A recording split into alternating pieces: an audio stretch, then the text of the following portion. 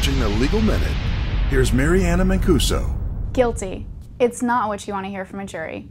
Or maybe a judge denies your request. But that doesn't mean your day in court is necessarily over. There is a chance you can still appeal. An appeal is a request to a higher court, usually known as the appellate court, for that court to review and change the decision of the lower court. For instance, in Florida, a decision rendered in the circuit court is technically usually appealed to the next higher court, which is the District Court of Appeals. Now, the party bringing the appeal is usually referred to as the appellant, and the one defending the appeal is generally referred to as the appellee. Not every case can be appealed. There usually must be a legal basis for it. For example, an alleged material error in the trial.